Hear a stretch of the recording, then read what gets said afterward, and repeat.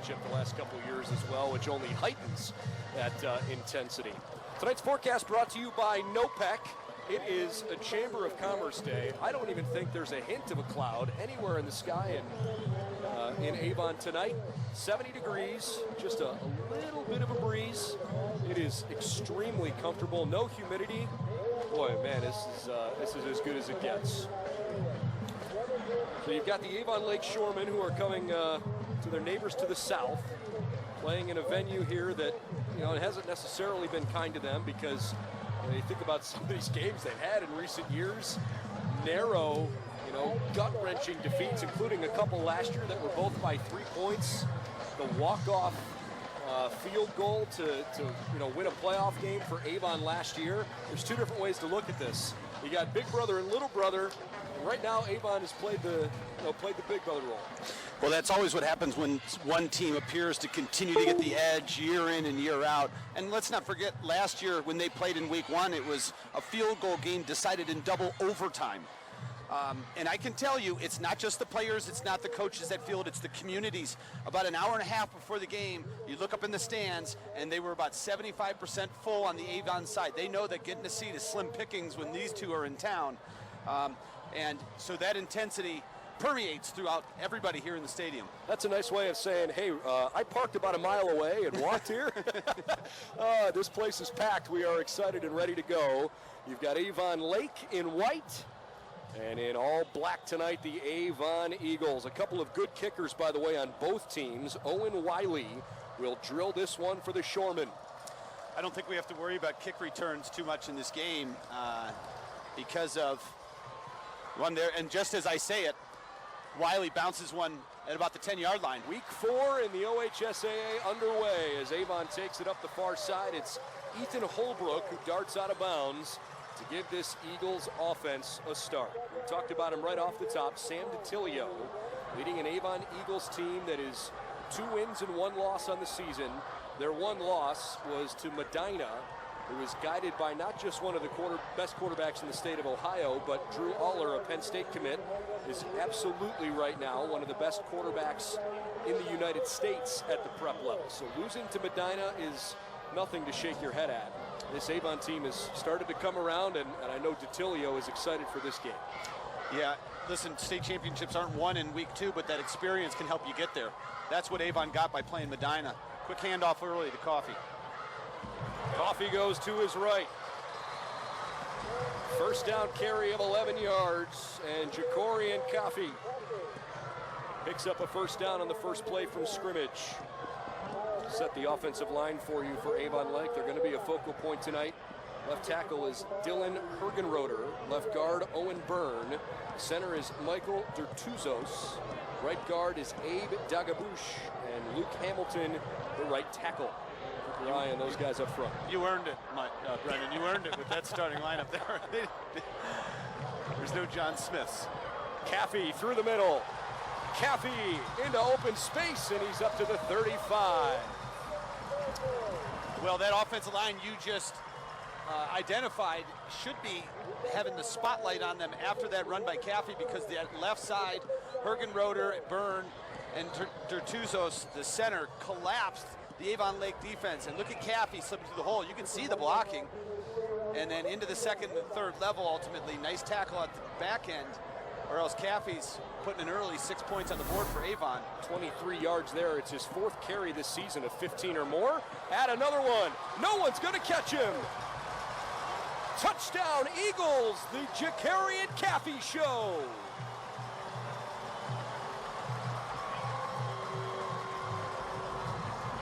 Three carries, 6 points, Jacorian Caffey. And credit that offensive line for moving the Shoremen, their defensive front 7, out of the way. Caffey untouched and into the end zone. And you could not script a better beginning for the Avon Eagles. So Jacorian Caffey, the sophomore running back, with a fantastic opening drive. He did it all by himself. Eagles bang through the extra point, and with 10:55 left in the first quarter, Avon has opened this game exactly as they intended. An opening score.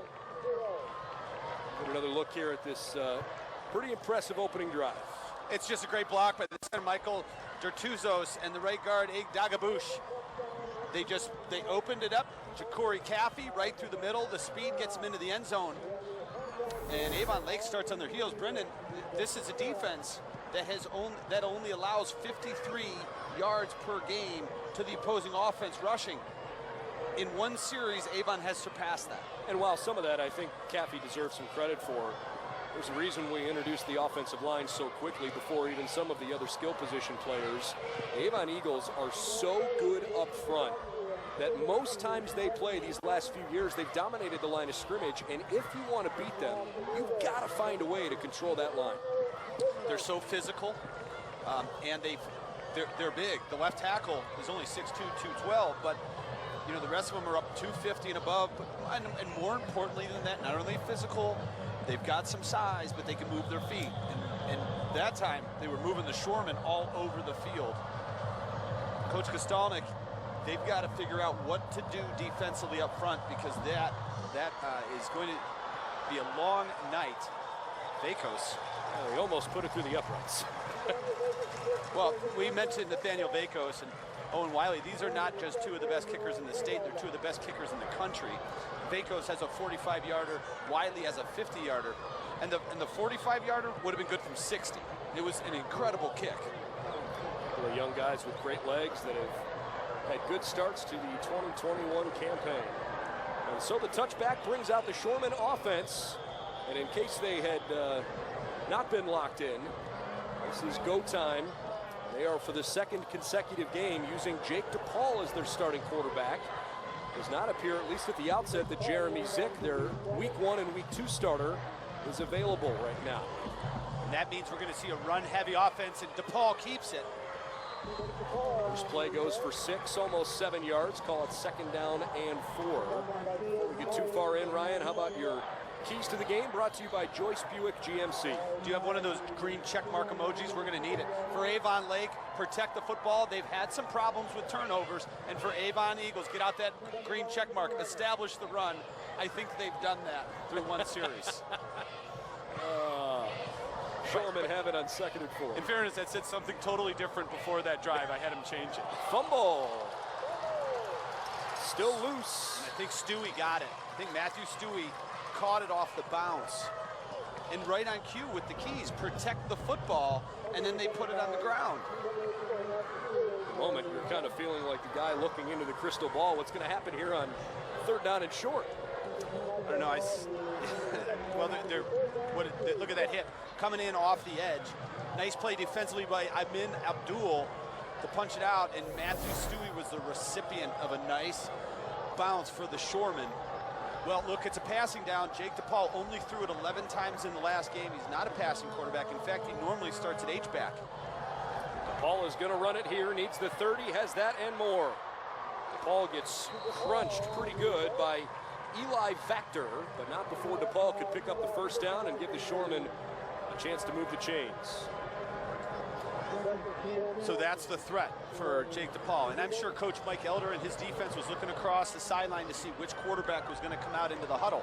And when you see Jake DePaul, he's electric. He's only 5'9", 165 pounds, but he is very good running the football. 18 rushes for 129 yards last week as the quarterback. So even when they drop back to pass, the focal point for Avon should be the run. As you mentioned, only 7 of 11 through the air. This time he hands it off. Jason Krakowski, who is the team's top running back option, tackled by Amin Abdul. Not much of a gain, if any at all. 2nd down coming. Well, big number 73 is making an impact on the left side of the defensive front for Avon. And that is, so you've got Amin Abdul, Graham McDougall in the middle, and then Austin Mitchell. They're running a 3-4 so far. You know, when you're running a 3-4, Brendan, and the 3 are making the tackles, that's a sign of a good defensive front. They're supposed to occupy, keep the linebackers clean, and let them make the tackles. Abdul didn't get that memo, and there he is again. Amin Abdul coming off the edge. Oh, I'm sorry, that was a Gavin Earnhardt. Gavin Earnhardt flying off the left-hand side. It's a loss of almost 2 full yards and sets up 3rd down and 12. You get the impression with the way Avon is playing on both sides of the ball that they are controlling the line of scrimmage early in the game. Avon Lake right now has a quarterback in there who primarily is running the football. It's going to make it a little bit more challenging on that group up front for the Shoremen. Well, and you could see on that play, second down, where they're anticipating run. Avon brings pressure, they blitz the run, they get home with Gavin Earnhardt. Stewie is split out wide to the left. He's the best target for Avon Lake so far on the year. DePaul needs to run to the 44. Cuts it back in, he's got it. 3rd down and 12, he picks up 13, and a Shoreman first down. He's exciting as Jake DePaul gets to the outside, and that's, I don't know if that's a limp or that is just a little swag from Jake DePaul as he comes back to the huddle, but if it's swag, he deserves it. That was a heck of a run, digging the Shoreman out of a hole. 3rd and 12, what do you get, about 12 and a half, Brendan? Take a look at this, right off the right edge. And just setting up his block there on the outside and then knowing where the sticks are, getting down and getting that first down yardage. The senior safety, Ryan Tadek, had a tough time getting him, and now a fumble. The Shoremen appear to have jumped back on top of it. I think it was ripped away. Avon takes over. How about these Eagles? Picked up by Anthony Drenick. There was a blitz off the edge. You're going to see coming off the edge here, there's number 6 coming. And it is not, just as soon as the running back gets the football, it gets smacked. I believe it was Krakowski. But when it's not a threat to pass, you can do that. And that's what Avon's doing. You see now, especially on 1st and 2nd downs where they're expecting run, they're bringing pressure. That's a really good defensive play by Jackson Blodgett, blowing it up in the backfield there. Now the Avon Eagles take over, 1st down and 10 from the Avon Lake 33. Again, the tailback is Jacorian Caffey. See if they take a shot here, Brendan. It's a turnover around the 30. Caffey carried it every play the first drive. A little better defensive effort this time around from Avon Lake. Caden Peters, the first one to get him. Short gain of 2, 2nd and 8 coming. Well, if it's not broke, don't try to fix it. Keep giving the ball to Corey Caffey. It's 4 carries on 4 plays.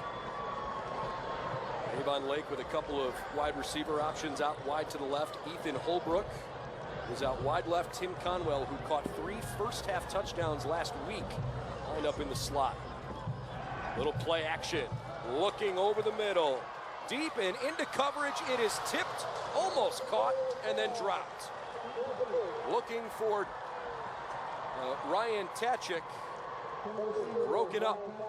Good job by Keegan Ruddick. 3rd and 8. This ball hangs just a little bit too long. DeTilio puts it there, but look at Keenan Ruddick just extends the hand, and then Tachek actually had a play on the ball, unable to bring it down. Not an easy catch, but again, had an opportunity to catch the football there. Plenty of time here, 3rd down and 8. A screen to the right-hand side, and Conwell gets drilled.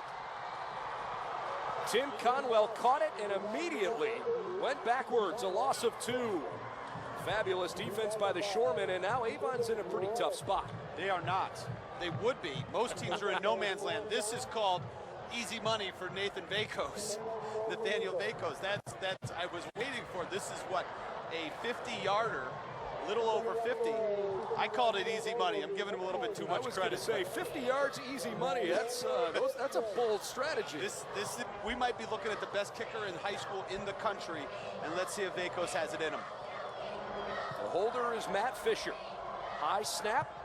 Vakos into it and over end. It's got enough distance, and it is good. Vakos buries one from 50 and gets the Eagle faithful out of their seats. Dare I say, easy money for Nathaniel Vakos. It's like a layup, Brendan.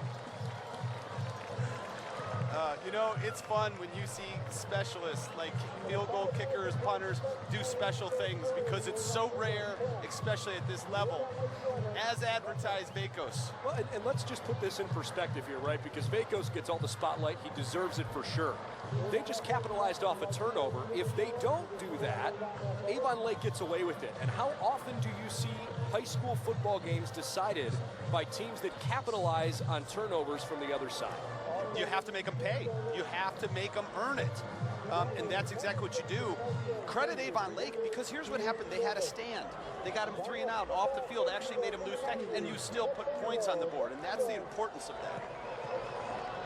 Vakos will tee it up, enjoying his moment in the sun. I guess that's a little tongue-in-cheek because he's truly in the shadows on this perfect night. It's not often in a high school football game that the kicker is going to have maybe a little bold around his name on the scouting report, but this guy is putting on a show as he cracks one through the back of the end zone on the fly. So Vakos with his second touchback kicked. The Shoremen have their work cut out for them. 10-0 Avon here, middle of the first. One name I want to make sure we acknowledge was the job of Matt Fisher, the holder. You called it, Brendan. It was a high snap, and he got it down. And first of all, for extra points, for 25-yard field goals, the timing from the snap to the hold to the kick has to be pristine. It becomes even more vital on a 50-yarder, and Matt Fisher kept his kicker, Nathaniel Vakos, on track. Once again, Jake DePaul, the quarterback, with Jason Krakowski in the pistol behind him. This time a loaded formation to the right. Avon Lake basically saying, hey, we're going to run it this way with all of these bodies in front of us, try to stop us. Pick up a 5 for Krakowski, 2nd down and 5. And maybe, Ryan, that's what the Shoremen team needs, just to have a better numbers advantage wherever they're moving the ball. Yeah, I would agree. I mean, look, they're going to be very run-heavy. And when the other team knows what you're going to do, you're going to have to do some creative things to create that mathematical advantage. I always say football, it just comes down to numbers. If you have one more than them, you should be able to get some yards. We talked about first down yardage and how important that is to Coach Kostalnik. He got 5 there. That's above what he wants, which is 4 on first down. Krakowski got another opportunity. Dove ahead before being tackled by Cole Peonessa. He was just a little bit short. Inside a yard, call it 3rd down and short here from about the 29-yard line. It's a good push from this Avon Lake offensive line. Hunter McHugh, Youssef, Abdu Ahmadeh, Braden Quigley, Joe Lubertozzi, Brady Scheidwalker. Both teams got together and said, we're going to pick the 10 most difficult names to pronounce and start them on the line. It's a good push by that offensive line. Well done by Avon Lake there, picking up the yard that they need. In fact, I think they got 2. So another first down for the Shoremen. This was similar to the last drive, right? They got a first down on the ground on a 3rd down carry, but different in the sense that it was 3rd and 1 instead of 3rd and 12, where DePaul took matters into his own hands. And I think they converted twice on 3rd down the first one, because DePaul, remember, he ran, it looked like a pass. They haven't put the ball in the air, but twice they've dropped back as if to pass, and Jake DePaul had other plans. So perhaps 3 for 3 on 3rd down conversions. Isaac Richardson right out to the left-hand side, but another handoff to Krakowski. Good job by the linebacking core that time. Trevor Norman sniffed him out. Yet he got more than maybe a few inches. Yeah, they've got some linebackers. We've already seen Gavin Earnhardt make a play in the backfield. Trevor Norman there. Blodgett, of course, with that football separating tackle, which led to the turnover, which led to the 50-yard field goal. If you're Avon Lake, at what point, knowing what Avon's done here these first couple of series, at what point do you feel like you have to change your game plan a little bit because you've gone down on the road early? Well, not yet. I mean, they got to stick to what they're doing. DePaul finds an open target. This is Nathan Schillinger way up the right-hand side. And on a little dump play to the tight end, Avon Lake picks up nearly 20 yards. This is great. You just drag the tight end across a formation, get him, you get a downfield block, and that's a 6'4", 250-pound big man rumbling down the sidelines. Nathan Schillinger, those are the types of matchups he wants. He wants to be the big guy, the center, going up against some point guards in the defensive backfield where he can bounce off them and make them pay for one and bring them down. Nice run after the catch by Schillinger. Undersold that a little bit. It's actually a gain of 26. First down carry this time for Sam Fetters. Positive yardage, keeps his head down low. Picks up Looks like 6 yards. Second down and 4 now from the Avon Lake 37. First 2 plays now of the game that are on the Avon side of the field. So the Shoremen certainly feeling good about where this offensive series is going. And they should be, because now they're, even though they're mostly run, they're mixing it up. They're getting other backs involved. They're using Jake DePaul. They're throwing the short passes to give him some passing confidence. It's very evident that DePaul is a fantastic athlete. He was one of Zick's favorite targets as he tries to put it up again. Oh, he's looking down the field. Stewie is covered. Stewie caught it anyways. Oh, are you kidding me? Matthew Stewie from 37 yards. And that's how you high point the football, going up over top the defender and then winning the battle of grip strength. Matthew Stewie keeping his feet. He was behind it. The ball was slightly underthrown, but when you have a good receiver like Matthew Stewie, he makes those slight errors seem like nothing.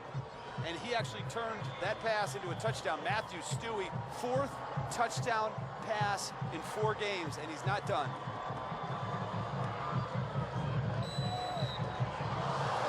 The extra point bangs off the very top of the right upright. No good from Owen Wiley. And we talked about the snap and the hold. The holder got the ball down, but that, and take a look at this first. Look at the job. First of all, DePaul buys himself some time. Look at Stewie go up, high point it, and essentially takes the ball away from Chase Myers. Look at the athleticism. Looks down at his feet, makes sure he's in, coasts into the end zone for the Shoremen. Just throw it up to number 84. Good things will happen. But the snap on the extra point skipped off the ground, and I talked about that timing on the the field goal. That's the difference between making it and missing it for a kicker like Owen Wiley. So Matthew Stewie comes up with a really important touchdown reception. That was a little bit clunky in terms of the drive, right? It took a little while, some plays that were just tough, hard-fought yards, but also a couple of really meaningful conversions, certainly on 3rd down. And then, hey, when you have a guy who just goes up and makes a play, that's exactly what you need when you're on the road. It's got to be some punch and counter-punch, right, in a rivalry game. And so Avon Lake has swung back, and now we got a ball game. They just want to keep it close. I will tell you this, though. As from my, and we'll see if they try and kick it into the end zone, or they, it wasn't a pooch last time, but he landed at about the 10-yard line. On the way to Holbrook. Ethan looking to his left, finds a lane. Across the 30, nearly 35-yard line. Good field position for the Eagles here to start this drive late in the first. What I was going to say before that kick is, as you look at how this game is playing out, though, and I know that Avon Lake just got Avon off 3 and out in the last one, but it's almost as if every first down Avon Lake is converting, they're working 2-3 times as hard as Avon to do it. They're barely hanging on. Jake DePaul's making a tremendous individual effort to get to the first down yardage. So might that be the way Avon Lake needs to play this game now? Keep the clock moving. Well, sure, but I'm just, in those moments, it's how many times can you do that? How many times are you going to convert 3rd and 12 with a quarterback who's breaking, playing, flipping the script and playing backyard football? DeTilio throws over the middle where Austin Mitchell got leveled after not hanging on. Good defensive play there from Jamie Herron, the safety. I like the play call. That ball a little bit off target by DeTilio. If he puts that on the numbers, now you're looking at a safety trying to bring down a 240-pound tight end. But he's outstretched too high. 2nd and 10 from the 34. 10-6 ball game late in the first quarter. Joined us a little late. I'm Brendan Gulick with Ryan Kavanaugh. This is not surprising to see Avon go back to Jacorian Caffey, who single-handedly ran the ball every yard in the opening drive, including a touchdown run from over 30 yards away. Started this game with an exclamation point for the host Eagles.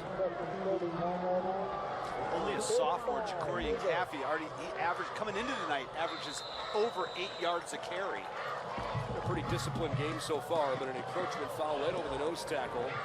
At least from the near side referee. Gives us an opportunity to acknowledge our officials this evening. The referee is Joseph Rebelli.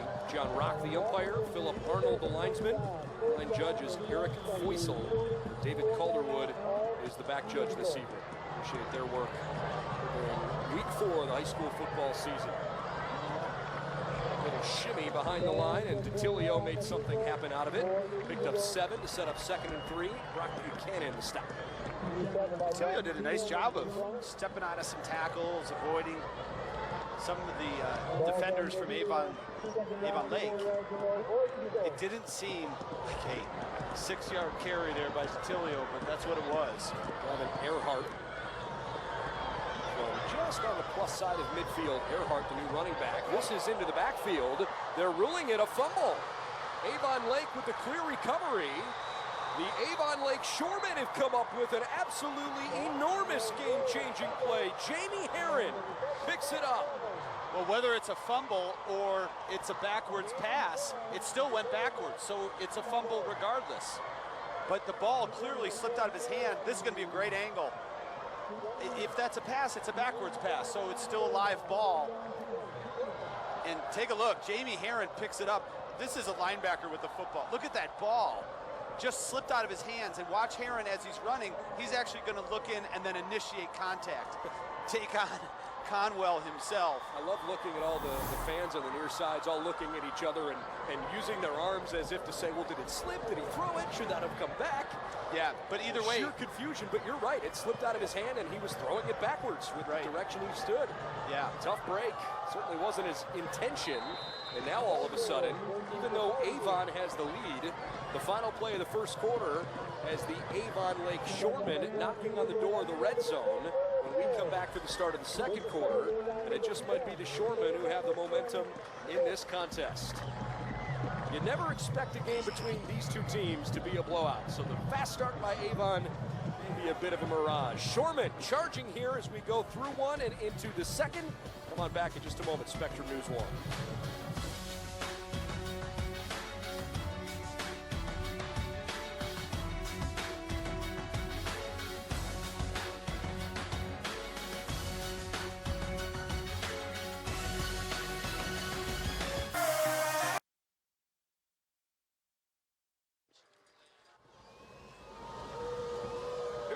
Start the second quarter. The Avon Eagles 10, the Avon Lake Shoremen 6. Two teams that are extremely familiar with each other. They have played a competitive game so far, no surprise there. Pretty good run there by the quarterback. Jake DePaul. It's been very impressive thus far. You know what? Jake DePaul is just a gamer. He's created plays. He's gone off script. Again, he's the backup quarterback, but he starts on the offense. He is, at least through the first 2 games when Jeremy Zick was available, he was his his favorite target through the stat sheet. So he's an integral part of the offense. Now the problem is when Zick is out, you essentially lose 2 starters because you're losing your quarterback, and then you're losing Jake DePaul from his starting spot. Let's go flying everywhere. We've had a pretty disciplined game so far. After an early encroachment foul on Avon Lake, now they commit a false start and take what was a 3rd and manageable 4 yards to 3rd and 9 outside the red zone here. Every yard certainly valuable, especially considering Avon Lake hit an extra point off the upright last time. I know they've got a lot of confidence in Owen Wiley, but still don't want to make life more difficult on yourself than you have to.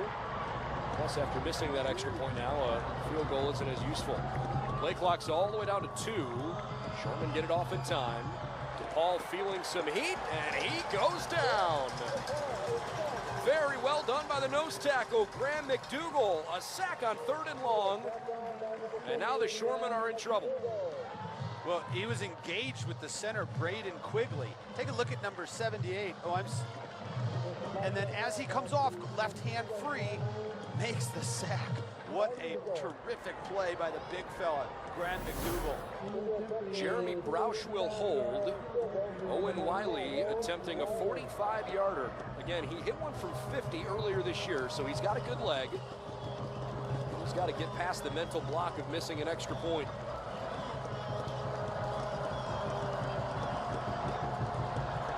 Wiley into it. It's got the distance. And it is good. The kickers flexing their muscles here at Avon. This is incredible. We have 95 yards worth of field goals, and we're just a minute into the second quarter. What a terrific, terrific display of special teams.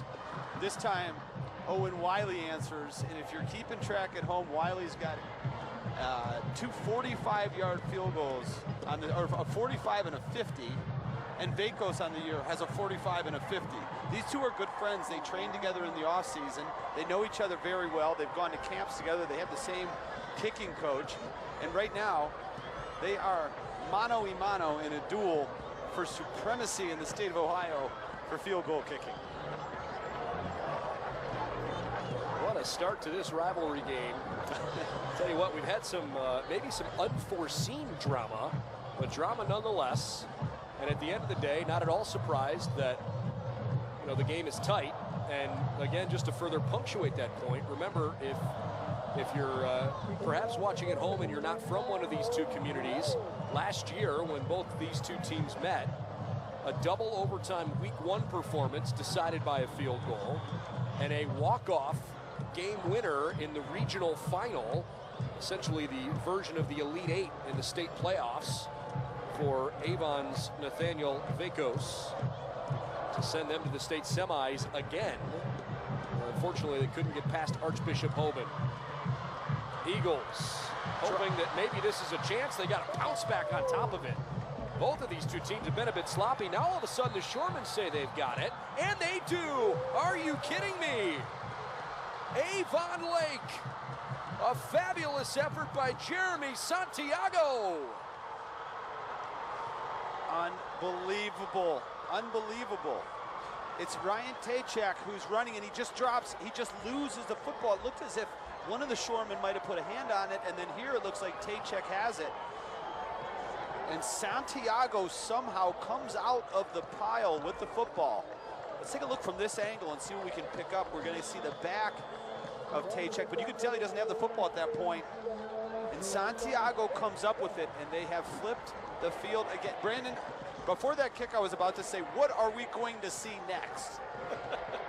Because we're getting a little bit of everything. As you said, it's 10-9. It's not exactly the way you expected it to be for how we got to this point. And I have a feeling we're just getting started. Well, we've got a timeout on the field here. It's called by the offense. Actually, I beg your pardon, called by Avon. Avon calls timeout. The Eagles lead the game 10-9, but after scoring the game's first touchdown on, what was it, a 4 or 5 play drive to open the game, I'm not sure much has gone Avon's way at all the rest of the way. Yes, they hit a 50-yard field goal, and that should be celebrated, but they kind of did that because the drive stalled. I don't think they've picked up a first down since then. This has been a collection of errors lately for the Eagles. And it's not often you see a kick returner drop the football. It's not often the ball slips out of the quarterback's hands and goes 20 yards in the wrong direction. Well, while the weather in Ohio may be unpredictable, you can always count on weather on the ones. The latest forecast always less than 10 minutes away. Our accurate and experienced team of meteorologists have the latest forecast, insight, and perspective you can trust every 10 minutes and continuously during severe weather. You can count on weather on the ones only on Spectrum News 1.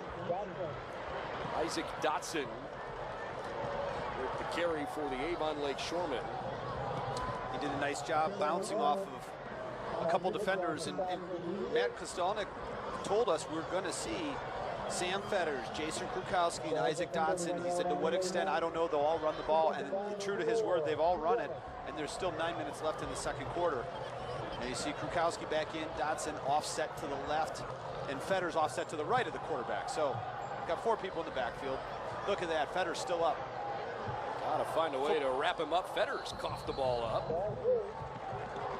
believe it stays with Avon Lake, although Avon is certainly jumping up and down and barking on the near sideline. The Eagles did not pick that one back. And I think they rule. Let's see when the ball comes out. They still got it there, right? Yeah. Or does he? He doesn't. I don't know that the officials saw it come out. Well, Avon Lake will take it. We didn't. We have a replay in front of us. 3rd down and 3, and they bunch everybody up in the I formation. Give it to the fullback, and maybe Rugby scrum it far enough. We'll have to see the spot, but I think he may have gotten it. Well, he slipped out to the top side. It looks like that's Broush. Jeremy Broush does pick up the 1st down. Boy, he looked like he might have gone 1 yard and been done with it, but he wouldn't give up on the play and rolled to the left to get the 1st down. Yeah, he deserves a pat on the helmet for that run. Broush with a bit, and again, Avon Lake, it's like they're right on the edge, and then they somehow break through to get the 1st down. It's 1 touchdown, 1 field goal both ways here. The difference in the game, a missed extra point. Avon Lake got a touchdown from Matthew Stewie. Avon in the opening drive scored thanks to their running back, Jacorian Caffey. Nowhere to go for the Shoremen that time. Carried by Krukowski, tackled by Amin Abdul. 2nd and 11. He is having a game, is number 73 for the Eagles. And keep an eye on Stewie. You wonder if they're going to, although they're in field goal range again, Brendan, and in a 1-point game, you're down by 1, do they want to risk throwing the ball? Taking nothing away from quarterback Jake DePaul, but Paul making his 2nd straight start. Throws a fade ball, left-hand side. It is... Oh my goodness, they gave him the catch. Matthew Stewie with a great catch. I thought he bobbled it when he came down, but he must have scooped underneath it. Look at the adjustment as he realizes not only is the ball underthrown, but it's underthrown inside of him. So he's going to have to find a way to work through the defender. And watch how he comes underneath, uses his body. No way. That was Joe Weatherspoon. Lucky break for the Shoremen, that's for sure. They will take it. Joe Weatherspoon was on coverage. Stewie. DePaul hands it off. Krukowski. Short. Not yet into the end zone. 2nd and goal from the 1 upcoming. Hey, look, make no apologies if you're a Shoremen fan. You've lost 4 in a row. This team has been the only one you can't seem to get past. They are your next-door neighbors. Sometimes you need Lady Luck on your side. That's right. Well, I'll tell you what. If you're the Shoreman and Lady Luck knocks at the front door, you're opening it. You're not telling her to leave. We're approaching the 6-minute mark here in the 2nd quarter. Avon Lake, after going down 7-0 and then 10-0, got a chance to maybe take the lead. 7-man front. DePaul pushing. DePaul is in. The Shoremen are out front.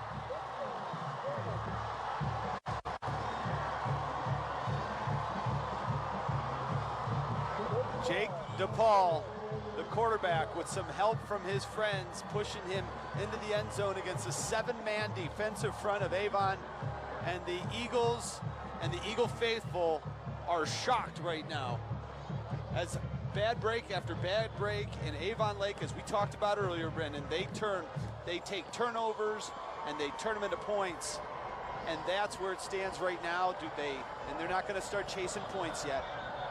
We got a flag down. The extra point attempt will have to be redone. Let's figure out who the foul is on. False start. Let's go back up 5 yards and try it again. Avon Lake. What do you think about choosing to go up with an extra point here to keep it a 6-point game instead of trying to go for 2 this early in the game? Do you like it? Do you not like it? I like what they're doing. Okay. Yeah, I said it might be too early to chase points, especially with the field goal kickers you have. because sure, they make it, and then, you know, you have to consider Nathaniel Vakos. A 5-point game, you know, you got to look at getting 6 and saying this may come down to a field goal. And why do I think it may come down to a field goal? Because it almost always does when these two teams play. Well, if history is any precursor, that is certainly the case. We've got a good one going on right now in Avon. You know, there's an element of, if you step back for just a moment, you kind of look around, you soak in this atmosphere with these kids having so much fun, both on the field, but obviously they're in the student sections as well. As a country, we're approaching tomorrow the 20th anniversary of the terrorist attacks on September 11th, 2001. Everything we've been through as a community and as a nation with the coronavirus pandemic, there is something that is a little slice of Americana about a high school football game with two communities that support each other as passionately and as fervently as Avon and Avon Lake do. It's a nice taste of normalcy for the meantime, and I know these kids have certainly enjoyed the challenges that have come through getting back to this level and competing for what they hope might be another championship. As much as I would like to say something really insightful to add to that, there's nothing more that I could say. You nailed it, Brendan. Avon Lake does its job. And here comes the Avon offense. Okay, time for them to throw a counterpunch. After knocking Avon Lake down early, it's been the Eagles who've been on their heels stumbling backwards. You know, this Avon Eagle offense has a lot of talent, a lot of balance. They've got a great quarterback in DeTilio, and they use that offensive line really effectively in the opening drive. Let's see maybe if they go back to a steady dose of Ja'Cory and Caffey here. Plenty of time in the second quarter. First play is a handoff to Caffey, and it's sniffed out quickly. Nathan Schillinger, the defensive lineman, came around off the left end and made a tackle. A short gain, 2nd and 8. Avon Lake had to make some adjustments on the defensive front, particularly after that first drive, and they are. They're bringing more pressure. They're bringing guys off the edge, and I look for Avon to go to the play action. Those linebackers are coming up. The ends are crashing in, and there's the play action. Nope, gave it to Caffey. Caffey with nowhere to go. Not a whole lot of push there from the left tackle, Dylan Hergenroder. Avon Lake tackle came from Nelson Connor. They have lost a yard on the play, set up 3rd down and 9. Momentum's a crazy thing, especially when you're talking about high school kids. And all the momentum is on the opposite sideline with the Shoremen. This defensive front is standing up. They look completely different than what we saw earlier. How interesting is this? The tackles have switched sides on this play. Screen pass back to the left, sniffed out perfectly. Austin Mitchell caught it, but Avon Lake must have seen film of that play somewhere along the way. Sam Fetters was waiting for him, and Avon goes 3 and out offensively. That's called reading your keys. This is exactly what a linebacker does when he's playing to that side and you see linemen pulling to the side. Take a look. Everybody lets him in and the linemen are coming up, so what he does is reads it and he goes over to the screen man. When you chuck once and you release as an offensive lineman, and then they start getting out in front of the screen, the linebacker reads it, gets over there with block punt. Vakos has it blocked. The Avon Lake Shoremen are running away with it. Pearden Pepe, touchdown. Unbelievable. There were 3 Shoremen at the foot of Nathaniel Vakos. They block it. Bounces right into the arms of Pearden Pepe. And they have pushed this lead to 12. Extra point pending. The shock coming from the neighboring town, Avon Lake. The Shoremen brought it to this stadium, and it has overtaken Mark Wahlberg Field. What a performance in this half. The second quarter has been all Avon Lake. 23 unanswered points for the visiting Shoremen, who are sick and tired of being pushed around by Avon in recent years. And this Shoremen squad is getting it done in all phases. Beautiful job laying out for the punt. And then You see Pepe catches it, jogs right into the end zone. What an effort. What an effort from the Shoremen.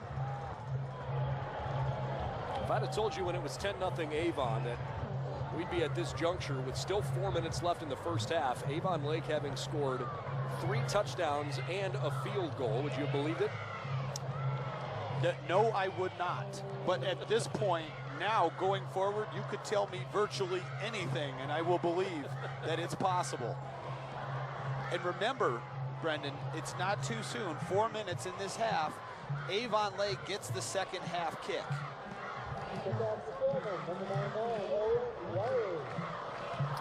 Lights are beginning to take effect on this gorgeous night. 66 degrees at the moment. Again, it could not be any more comfortable. Unless you're an Avon Eagle. Very uncomfortable right now. All of a sudden, those metal bleachers that are cooling off outside are starting to feel a little bit warmer, a little squirmy. Kickoff goes into the end zone for a touchback. And so the Eagles need to regroup here. On top of the poor special teams execution, that last offensive series might be overlooked a bit. It wasn't very good. The offensive line has got to get it figured out. It just looks like two completely different units from what we saw the first time. They were manhandling the front of Avon Lake, and now you get it figured out is a good way to put it. But Coach Elder, you know, if he can get to halftime, this is a coach and a team, a program who have been in these battles. They will make the adjustments. But right now, 4 minutes seems 4 hours away. Detilio with the stretch handoff to Tommy Tachek. And it's just, the Avon Lake is all over. It looks like there's 12, 13 people in white uniforms. They have Avon, they're beating them inside the tackles. They have them flanked on both sides. Screenplays aren't working. The passes aren't working. Jet sweeps aren't working. Right now, Avon Lake has the Avon offense figured out.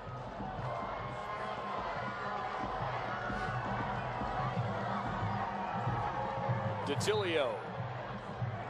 Well, it never got back to the line of scrimmage, but there was a receiver in the area, so no intentional grounding there, and it brings up now 3rd down and 11. And Detilio's starting to feel some pressure that may not be there.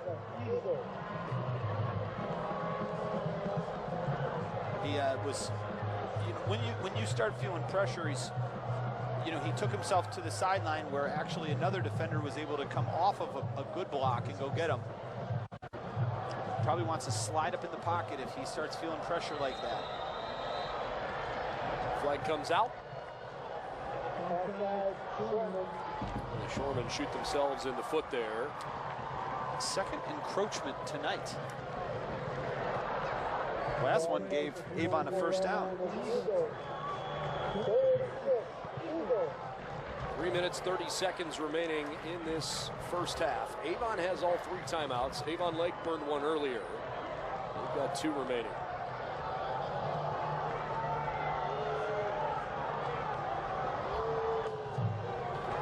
Detilio with time. He's hit from behind and sacked. Boy, it continues to be a frustrating night for Dylan Hergenroder, who couldn't hold the block again. Avery Viancourt that time, the one to drop him for the loss. And Avon has to punt. If you want to find a guy who knows how to get to the quarterback, you're looking at him. Avery Viancourt. That is his 5th sack of the season. He came in tonight with 8 pressures. And look at the motor. He's working on that right defensive end. He stays with him. And as he gets past, it's Hergenroder on the left side there. I'm sorry, left tackle, Hergenroder. And Viancourt goes the long route, but is able to get Detilio from the blind side. Ryan, you're a former quarterback. Maybe I'm asking an impossible question here, but if you're Detilio and over the last now 15-plus minutes of gameplay, you haven't exactly been able to sit comfortably in the pocket and go through your progressions. Is there an element, do you think, of a quarterback at this level who, when the pocket breaks down, sometimes you freeze a little bit because you're not exactly sure, should I tuck it? And I don't know where to go with it. Yeah, well, you could see that. There's hesitation going on here. And it's also, one thing that starts happening is you start you start feeling pressure that's not there. And you start anticipating it, and then you're waiting for the pressure to get to you. And now you're frozen in the pocket instead of being loose and looking through those progressions. A little different punt formation here, more max protect with 3 guys that are going to try and give Vacos more time to boot it away. It's a gorgeous punt. Kurakowski fields it on a hop. It takes a gaggle of Eagles to bring him down at the 37-yard line. Avon Lake, by the way, the one that burned the timeout, not Avon. So the Shoremen are down to 1 timeout with the ball, 2:36 to play. Remember, Avon Lake starts the second half with the football, and they have the Eagle faithful right now. A lot of purple and gold on this near side stands, looking at each other going, wait a second, this isn't what we had in mind. It's been a long time since the Shoremen lost a game that wasn't against this Avon Eagles team. Yeah, November 9th, 2018. That was the last time they lost a game. This is the 27th game they have played since they last lost to somebody other than the Avon Eagles. That was Toledo Central Catholic. That was the second round of the playoffs, and since then they've been perfect, other than their rivals across the sideline now. It's an interesting time to play this game, too, because we've seen it early in the season. We've obviously seen it in the playoffs, but now a regular season meeting in week 4. Both teams have a chance to get in a little bit of a rhythm.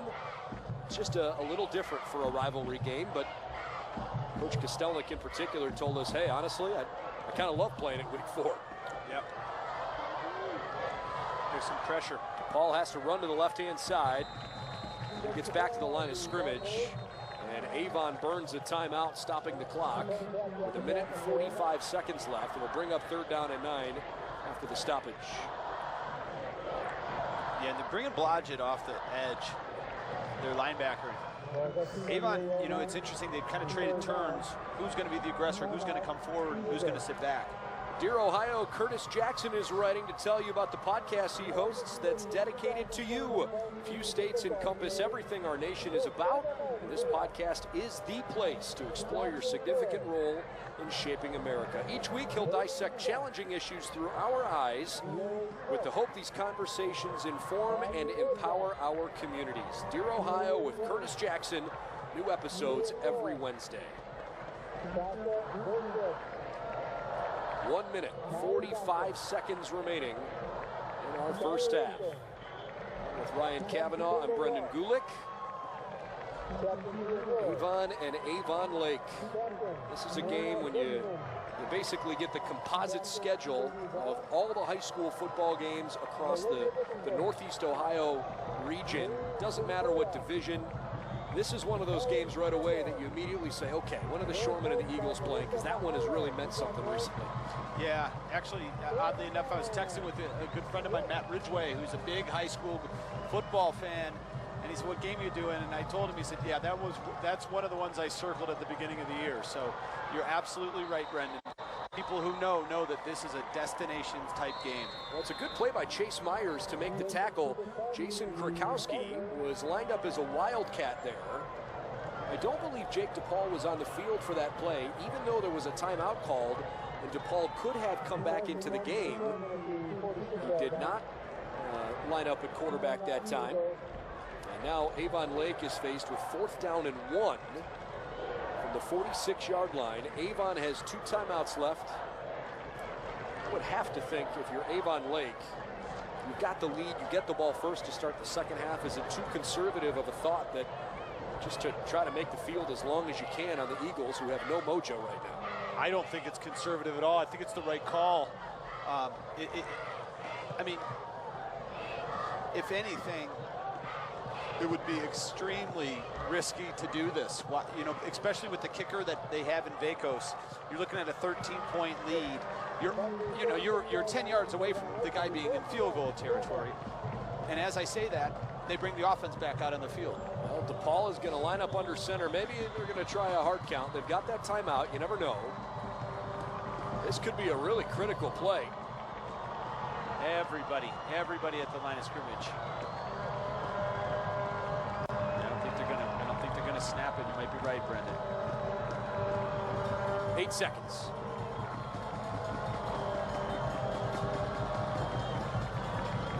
They might even take timeout. They called the timeout. Yep. Coach Kostelnik was standing right next to that far official and signaled timeout with the play clock hit 1. Might as well try. Sure, why not?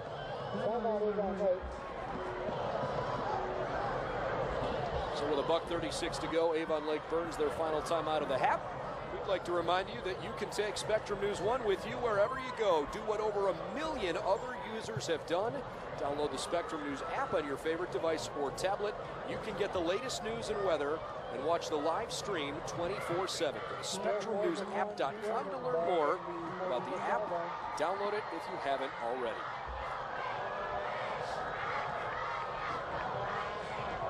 A lot of highlights in this game so far, including a game-opening touchdown by Avon running back Jacorian Caffey. And Avon Lake's first touchdown was a bit of a highlight reel play. A solid wide receiver, Matthew Stewie. Avon takes the punt. They will take over 1st and 10 from reasonable field position.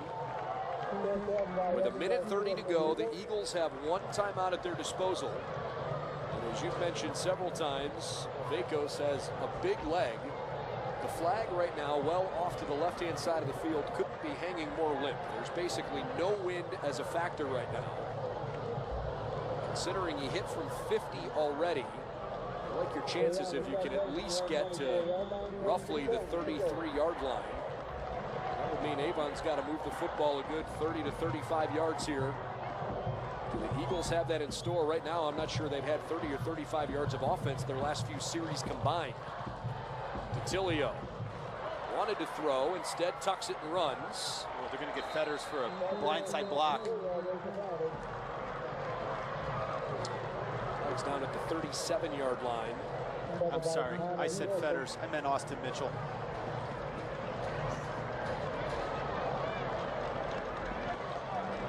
It is an illegal block. Here's a look at it. Take a look at number 1. Here he is, Austin Mitchell. Head's on the wrong side of the shoulder pad. And that was, fortunately, you know, it's like putting your hand in the cookie jar and you close the door and your mom is standing right there. That official couldn't have been closer to the action. You're like, you sound like you've had some experience with that. Recently? No, hey, I don't know. I mean, my life, certainly. Jacorian Caffey lines up in the backfield. You wonder now if Avon in a precarious spot, knowing that Avon Lake can't stop the clock.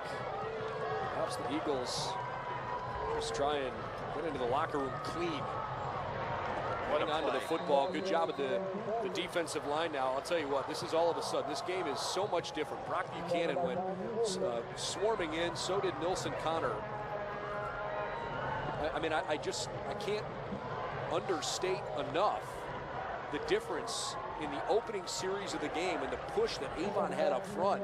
And ever since then, Avon Lake is having their way on both sides of the ball at the line of scrimmage. Yeah, this is the defense I was expecting. This is the defense that has held 3 teams to an average of 53 yards a game on the ground. Datillo taking a shot. 2nd and 21. He throws a long play up. That's intercepted. What a lucky break. Pearden Pepe tipped the ball, had a great pass breakup looking for Holbrook, and the ball literally fell down into his lap. If things are going, if it's possible for the ball to bounce Avon Lake's way, it will. And that's what happened here. First of all, let's talk about the coverage. Pearden Pepe running step for step for Holbrook. Looks like it's a little bit underthrown. He's under duress.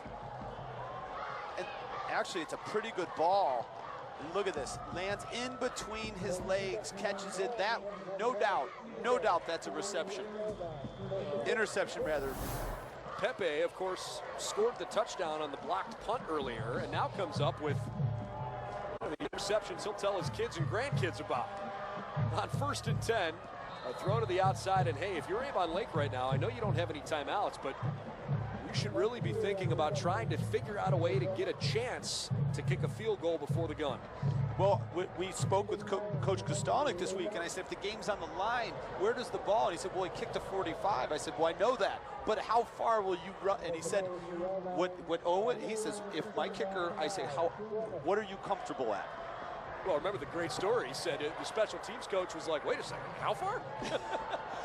And then he buries the kick. Yeah, he said, oh, no, he's good to go. He said he's going to do it, and then as they're jogging out, you know. Ooh, that's a little longer than I thought. Sometimes you appreciate talent when it surprises you a bit. DePaul pumps, rolls and throws out of bounds, looking for Stewie.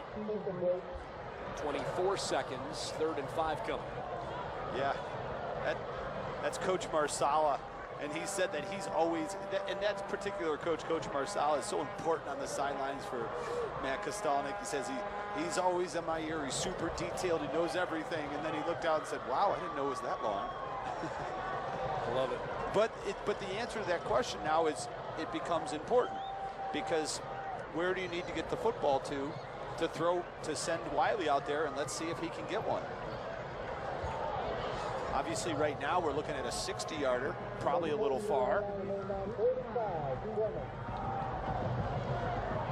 Maybe not. Get it off in time. DePaul has plenty of time to step into a throw. It's caught. Stewie's got it up to the 11-yard line. He bobbled it for a moment and then regathered himself. Avon Lake plenty of time to clock it here. And the Shoremen still have time to run a play before even considering a field goal. Take a look at this catch. So they lose Stewie down the seam. Oh, he just caught it. I thought it might have hit a defender's foot and popped up, but Stewie stays with it. And by the way, the difficulty of that catch is astounding, because he's running and reaching over and double catching it. And on top of that, he's got the defender at the last second, running through his line of vision. Really nice play by Stewie. That's twice now. He's made ridiculous catches in this first half. Yeah. Do the Shoremen take a shot at the end zone? Well, I think they have to with 12 seconds. They don't have any timeouts. Looking Stewie's way. He's got it. Avon Lake. 29 unanswered points. And it looked like the defender may have fallen down. I think it was Joe Witherspoon on coverage. We'll see it again. But Matthew Stewie, what a terrific receiver, using his hands, going and getting the football. And what a shock this is in Avon, Ohio. Not that Avon Lake isn't capable of doing this, it's just that they're doing it to Avon. Extra point is good. They were down 10-0 after 2 defensive series in the first quarter. And all Avon Lake has done since then is pound their crosstown rivals. And you see that, a little slippage. It was Chase Myers on the coverage. And as Chase Myers tried to turn back to look at the football, he slipped a little bit, and Stewie saw it the whole way. Easy catch for the big fella. Have a day, young man. This guy could make me look like a good quarterback. Just throw it in the catch radius of the big fella. He'll go get it. He's got 2 of Avon Lake's 4 touchdowns in this first half. Again, 30 points, but they've got 4 touchdowns with a missed extra point and a 45-yard field goal. Avon has about a 30 to 35-yard touchdown run from Caffey in the first series, and then a 50-yard field goal from Vacos. We've seen quite a bit of offense here in the first half for 2 teams that pride themselves on what they do defensively. Yeah, this has been a tiring half for you and I. We're not even out on the field. There's so much action going on, and we gotta mention Puritan Pepe and his circus interception, which set up that touchdown. And as you mentioned earlier, it's taking turnovers and turning them into points. This is a bit entertaining, because I'm pretty sure Ethan Holbrook had his knee on the ground right back around the 10-yard line. But instead they didn't rule him down. And he takes it another 20 yards. There are still 4 seconds left.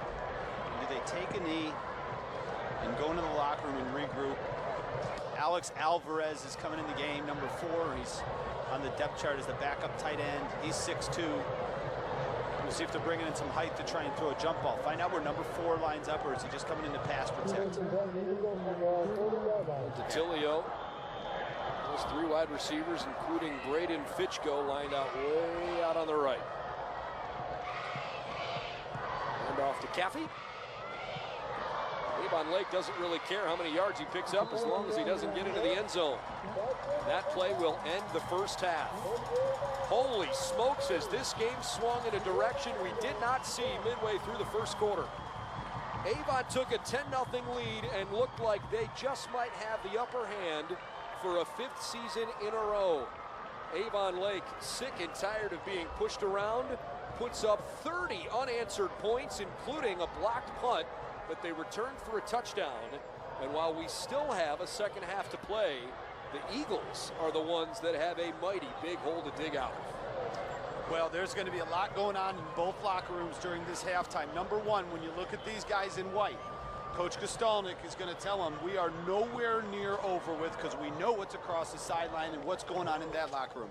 Keep them focused. They've got another half.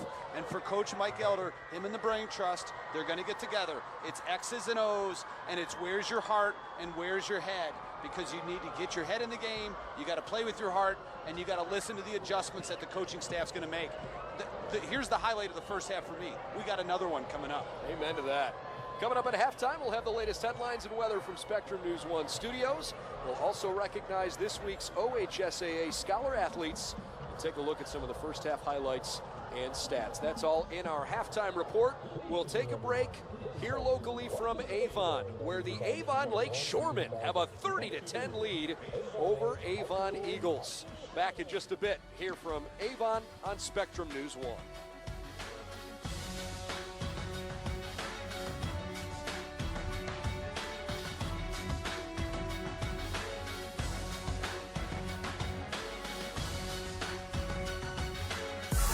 Always on. We are Spectrum News 1, exclusively on Spectrum. Well, what a first half this has been between the Avon Eagles and the Avon Lake Shoremen. Alongside Ryan Cavanaugh, I'm Brendan Gulick. This first half has left us with some wild highlights, some head-scratching plays, some unsuspected drama, and some very predictable things. The kickers. Who would have thought? Man, we've got a 45-yard field goal, a 50-yard field goal, and if it was possible, and it meaning any sort of wacky play, if it was possible in the first half, we got just about all of them in. And isn't it kind of funny how in high school football, man, you know, sometimes the kicking game is the least reliable thing, and for these two sides, it's like, yeah, if we get inside the 40, we got a shot. Right, and you know what? It changes the game. I feel like we're doing a college game in that aspect, where, you know, the concept of we're in field goal range actually applies. It's not we're in the red zone, we're in field goal range. You get on the other side of the 40-yard line and you're in field goal range. It's definitely a fun chess match. Let's look at some of these highlights from the first half where Avon got off to a really impressive start right out of the gate. It only took a few plays on the opening drive before Caffey took this one in for 6. Yeah, and at this point, and then this was followed up by a 50-yard field goal by Nathaniel Bakos. We thought the route might be on, but Jake DePaul, quarterback, gets it up to his playmaker, Matthew Stewie, 37-yard touchdown. And then this is where some crazy stuff happened. Avon, the ensuing kickoff, maybe stripped, maybe drops it. Anyway, at the bottom of that scrum, Santiago comes away with the football, and then Jake Paul comes back to Stewie. A catch down to the 2-yard line, and then Jake DePaul, the touchdown vultured by the quarterback as he gets the push, gets in. That put Avon Lake ahead, and then we get a block punt and picked up by Pearden Pepe for Avon Lake. Block punt, touchdown. And then Avon, Pearden Pepe again in coverage. Take a look at this interception. In between the knees, interception. That turns into the 2-minute offense, and Jake DePaul, normally the backup quarterback, more of a runner, finds Matthew Stewie again, this time for 32 yards, and sets him up for this.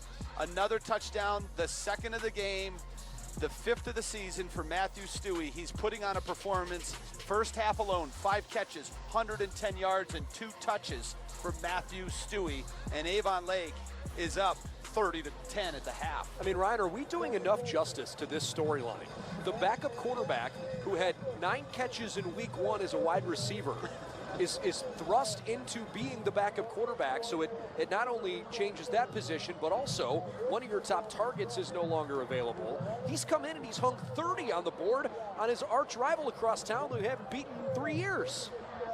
And there you see 136 yards passing. That's on 6 of 7 passing. Granted, give the credit to Matthew Stewie. This is the number here that stands out to me on the right. -1 yards passing for an Avon football team.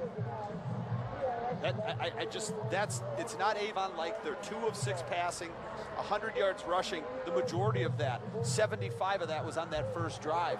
Their offense, since that opening drive, which was all Ja'Cory and Caffey, has been non-existent. I mean, 24 yards of offense since the opening drive. It's been so unlike what we're used to seeing from the Avon Eagles, and yet you know that somewhere deep down in, they've got the ability to come back and put up 30 points of their own in a half.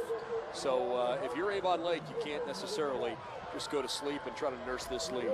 We'll take a quick timeout. When we come back, the Avon Lake Shoremen are going to try to get across the finish line in what promises to be at least an exciting second half of football. Avon and Avon Lake returns after this timeout on Spectrum News 1.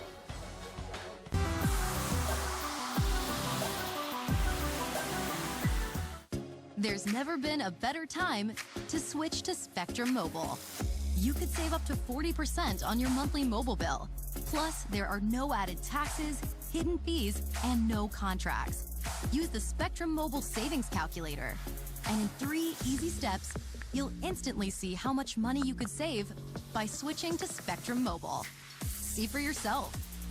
Visit spectrummobile.com/save today.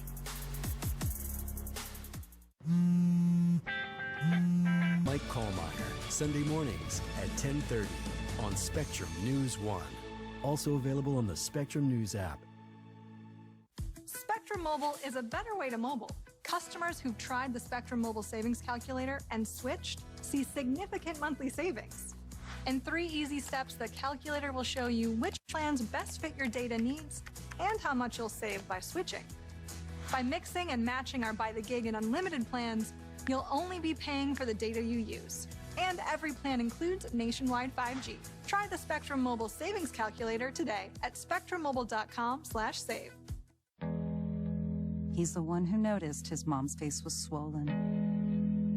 They're the ones she confided in about her change in vision and headache that wouldn't go away.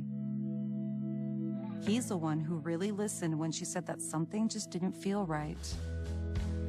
Too many women die from pregnancy-related complications each year in the U.S. It doesn't have to be that way. Most deaths are preventable. Know the warning signs. Hear her concerns. Pretty impressive turnaround for the Avon Lake Shoremen in the second half. Or I should say in that second quarter. We are getting ready to start the second half. After trailing 10-0, 30 unanswered points. And they'll start the second half receiving the kickoff. Avon Lake hasn't beaten Avon in their last 4 tries, which included not 1 but 2 matchups last year. In fact, 2 matchups each of the past 2 years. They've met in the regional final. Lots of playoff appearances, lots of deep playoff runs on both sides, but Avon has been the ultimate nemesis for the Avon Lake Shoremen.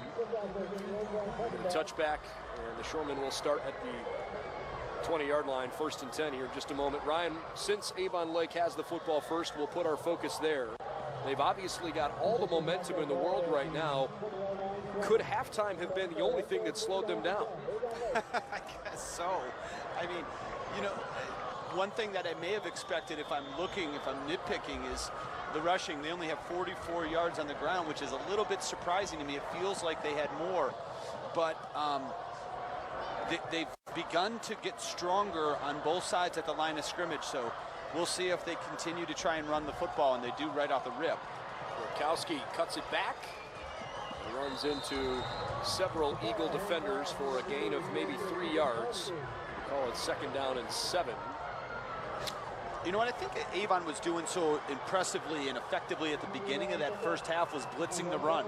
So normally when you think of a blitz, you're thinking it's on 3rd down, it's on 2nd and long, and you think they're going to pass. But Avon was blitzing on 1st and 2nd down when they were pretty sure they were going to run.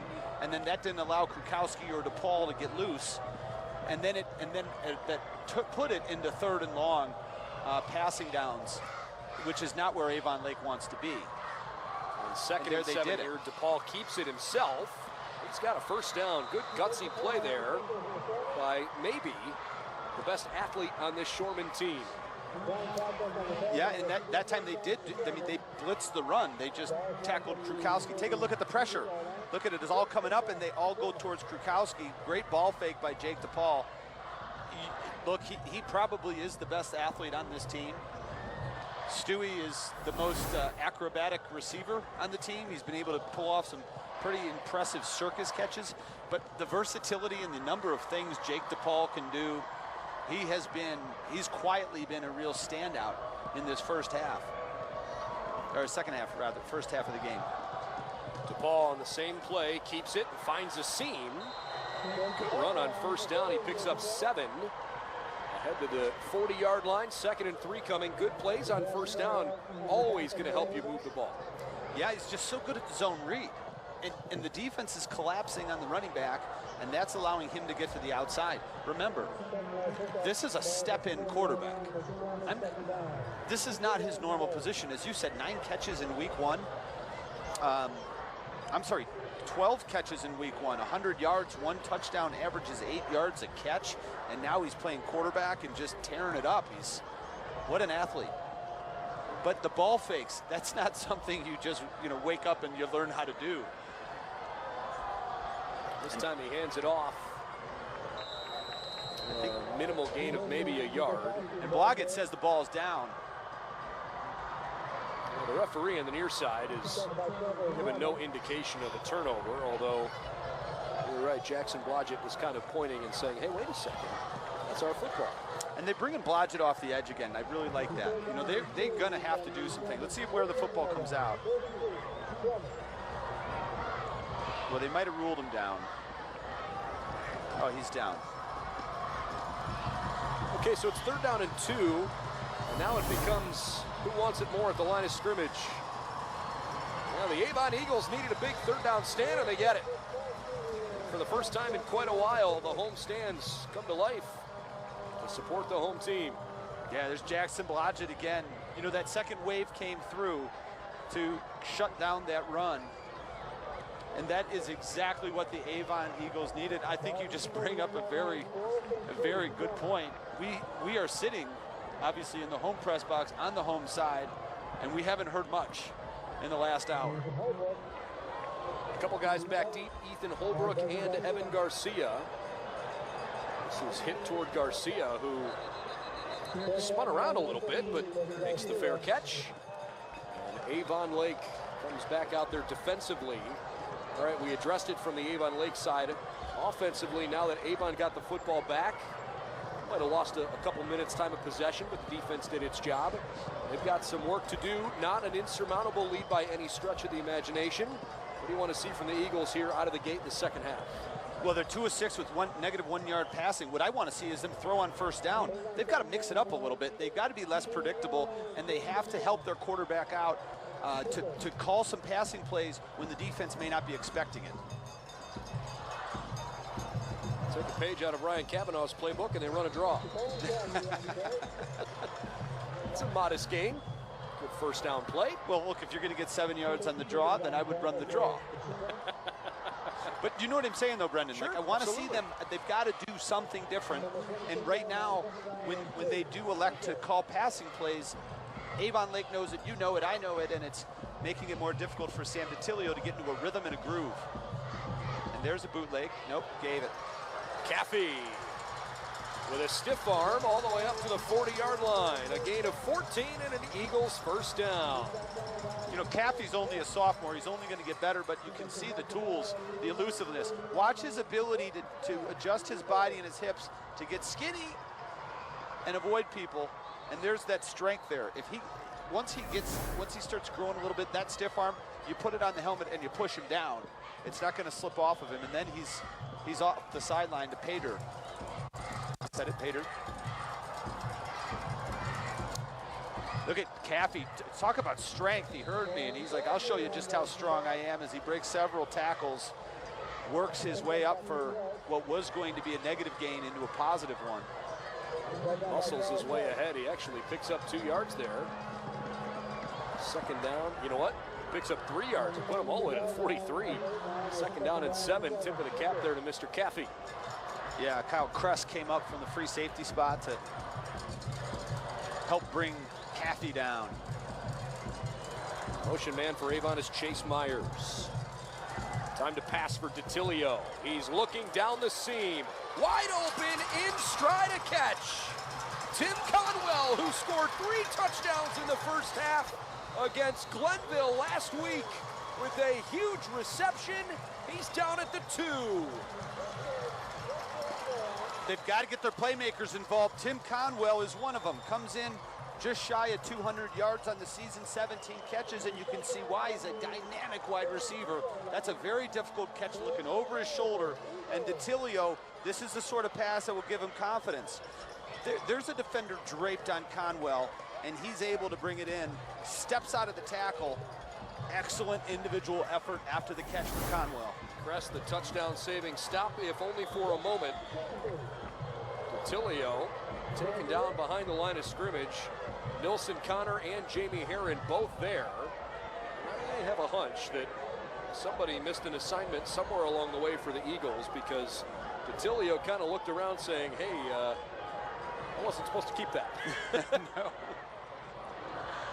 I've been there, and it's not a good place, especially if you don't have, like Jake DePaul. It's probably like, well, no big deal. I'll just do what I do. You know, I'll just do my Mike Vick impression and make something happen. But if you don't have that in your bag, you're just kind of out to dry. Mike Elder calls timeout. Avon looks a little bit out of sorts. You hate to see that. You've got momentum. You're stringing together positive plays, and then a miscommunication, and then not getting the play in and having to burn a timeout in a game like this. You can't afford to throw. Timeouts are currency. You just threw some money away. 5:58 left in this third quarter. Apparently the bank of Avon Lake collecting that timeout. Hey, look, if you're Avon, considering you're chasing the game, you're more than halfway through the third. You really can't afford, when you're down 3 touchdowns, not to get a touchdown. So there is also an element of, okay, you've got 3 timeouts, use it, because there is no other option for the Eagles right now. They have to get in. This is 4-down territory. I mean, I understand that it's, you know, there's a 6 there. You could use 2 field goals, but you still need 3 scores if you accept a field goal in this spot. You got to make it a 2-score game, especially at the pace that Avon can run. Remember, Avon's they're not stopping the clock. Avon Lake, rather. Extra offensive lineman in. Amin Abdul is lining up at tight end, but he is an offensive lineman by nature. He's left of the left tackle. They are loading that side of the line. DiTilio got stopped. Initially tripped up by Sam Fetters and then finished off. Well done, Matt Banks. Now it's a little bit more manageable perhaps at the 6-yard line. DiTilio didn't really have too much going on there. 3rd and goal coming from the 6. And Ja'Cory Caffey just missed his guy on the edge. That's a sophomore. He's going to grow from that. I'll tell you who did not miss his man. Amin Abdul. He absolutely collapsed the left end and created a pathway. He's off. They bring in another receiver now. Looks like 4 wides with a running back next to DiTilio. Got him, Caffey. Wide open. Boy, Caffey was on an island after he slipped out of the backfield. And the Eagles with some life in the third quarter on the 6-yard touchdown pass. This is exactly what they needed. They got to stop. They drive down. They get a touchdown. It's a 2-score game.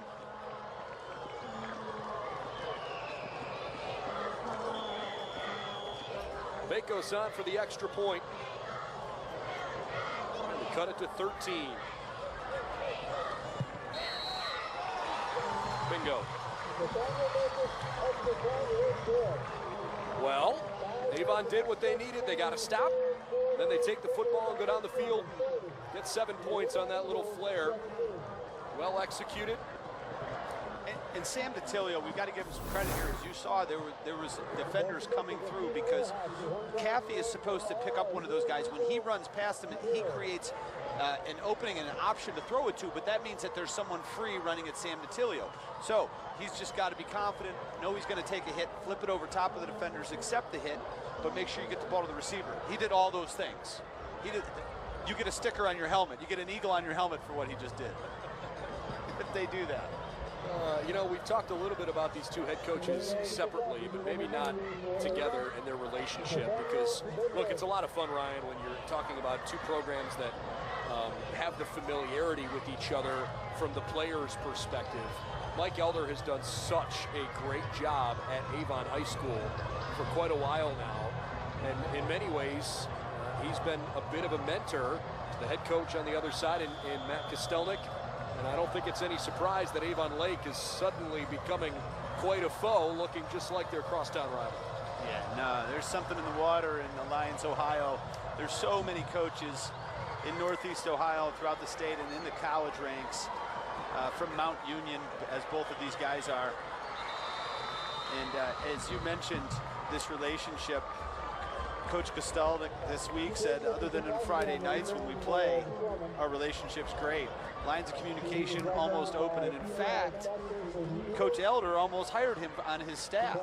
And only half joking, quarter joking, Coach Kostelnik said, I think my interview the next day with Avon is what got me the job here. Not that I'm an alumni, not that I was a state champion in 2004. He said, I think when they found out I was going there, they decided to hire me. And again, maybe mostly joking. Maybe. Good cut pressure. Ball. And there's Plodgett again. Ball is in some trouble. That pocket collapsed very quickly. Maybe the tides are turning just a little bit here. Avon off to a pretty good start in this third quarter. Yeah, look at Blodgett off the bottom of your screen here. He comes, and then once that happens, it opens everything else up. You also had Drenick in there as well, and Graham McDougall. So, look, Avon has got to stop sitting back and accepting what's happening. You know, if Avon wants to get back in this game, they got to get back to their own identity. That's that tenacious defense that's getting after the quarterback and playing downhill. Haven't seen too much of Randy Moss. I mean, Matthew Stewie here in the second half. Got to find 84 on the field somewhere. He had himself quite an opening half. Flag might bring this one back after the tackle across the 25-yard line. But you might notice on replay, much better job by Avon, not losing track of Jake DePaul there. Yep. It's a holding call against the Shoremen, though.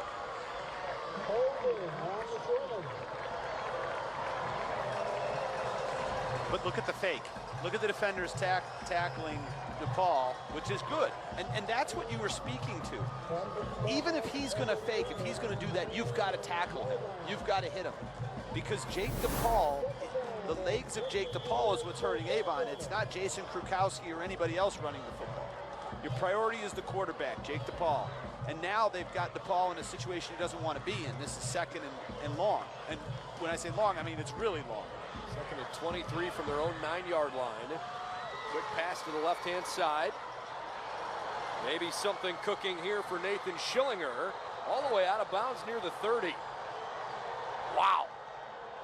Avon's coaching staff not happy with the result of the play. Avon Lake not happy that there was no late hit out of bounds. Look at the blocking on the end. I think this is Dylan Welsh, number 11. There's a block, and they're probably asking for a block in the back. The defender may have turned. Everybody's upset with that. Everybody's upset with the result. There's a lot going on the field, both sides. But after looking at the replay, I think that's probably a good no call. I just thought it was a dramatic ending to the play, but I didn't think it was anything it wasn't egregious. Dirty. It wasn't out of bounds. No, his momentum was taking him there, but I don't know, when you stumble and you roll, and I guess I could see it. Bodies are flying. Third down and 1 after the gain of 22. Oh, they didn't get it. In fact, I think they lost yards. That's the second time that defensive front of Avon has stood up. Amin Abdul, big surprise there. He's at the bottom. Graham McDougal. Luke Hamilton, too. And there's a helmet off. There's the signal for 4th down. No gain on the play. 4th down and 1 from the 30. This reminds me of college when a play like that would happen. London Fletcher from John Carroll would start walking towards the other team's bench yelling, punt team, punt team, punt team, every time. And he'd be kicking his leg in the air. And the coach is trying to figure out what he wants to do. And he's got this maniac yelling at him to punt the football. It was just true story. Timeout, Avon Lake. Unbridled enthusiasm, and that's what you're starting to see a little bit. You know, Avon, it's just so interesting, right? Especially when you're looking at high school, how momentum can swing. And Avon looked so flat in the first half, and now they've got all the momentum. Well, there's an element of it becomes so much easier to win a game if you score defensively or on special teams. And Avon, obviously having given up a special teams touchdown on the blocked punt, has put themselves behind the 8 ball. But there's still 3 minutes left in this 3rd quarter. You're down 2 touchdowns. If you get a stop here, you're way into your opponent's territory. Even if Avon Lake chooses to punt, you get the ball back. Avon has done their job and they're right back in this. So this right now might be the most critical play of the game. Number 99, Owen Wiley's not out on the field. And they're under center. I think they may sneak it with DePaul and use the running backs to push him again, that they did on the goal line for the touchdown. And there it is. Rugby scrum, is it enough? Both teams think that they've got their own result. Referee stop play. It appears to be a 1st down, but I've not yet seen the signal. And there it comes, 1st down, Shoremen. You know, what do you do there? Like, again, they're pushing the quarterback, and it's just who can get more leg drive. And I believe if you're Avon, you take a defensive tackle. I know McDougal's one of your bigger, stronger guys, but you've got to submarine the center. You need to create a pile so the quarterback, because now when everybody's upright, it's just who's going to push the furthest. But if you can submarine the center and create a pile, there's no traction going on. 1st down and 10, a physics lesson here this evening. You never know what you're going to get. It makes perfect sense. High snap, there's well Blodgett. handled, and how about Blodgett? This kid is having an unbelievable start to the 2nd half. He's been in on almost every single play. He's been outstanding, and I love him coming off the edge. And Avon Lake has not gone to the play action, but that's the type of situation. If you have a tight end to that side, or you throw a screen to that side, because Blodgett is not paying attention to anything other than crashing into the backfield as fast and as violently as possible to wreak havoc on whatever play Avon Lake has designed. 2nd down and 1.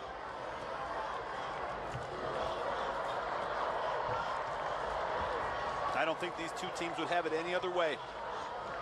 The backyard brawl. 3 seconds on the play clock, they get it off. Oh, and DePaul keeps it, avoids 1 tackle, and makes something out of nothing. He turned a negative play into a gain of 8. Good effort there by, again, the backup quarterback, Jake DePaul, who is filling in so admirably and trying to pull off such a difficult feat on the road here. And they almost had him in the backfield. They just couldn't bring him in. That's Hodges, number 39, the outside linebacker, who all Jake DePaul needs is you to take 1 step inside and give him a step. There's a flag way behind the play. A personal foul on Avon. 15 yards and an automatic 1st down. Well, it looked like that one was closer to a hit out of bounds than the previous one. The flag came from the back judge. Mike Elder was giving the near sideline judge an earful.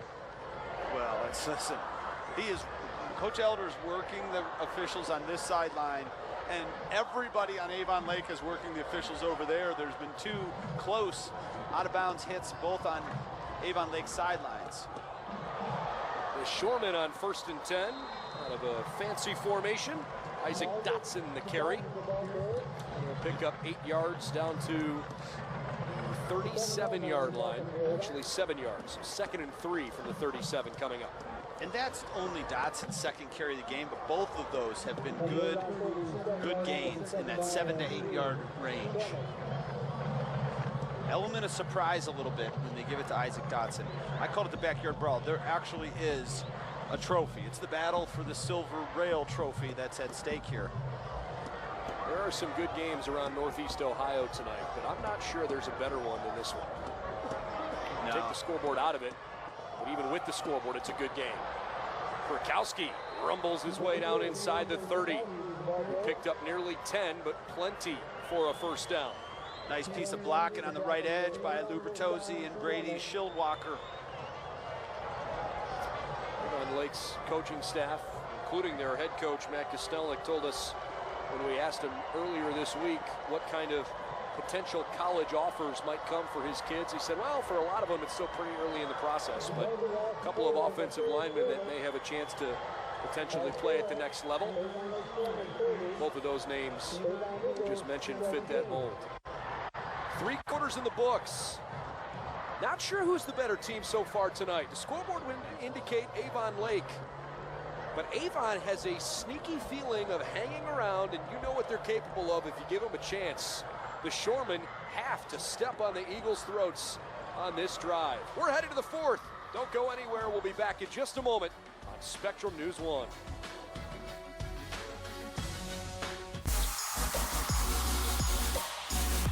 Most reliable service and nationwide 5G, so you're covered.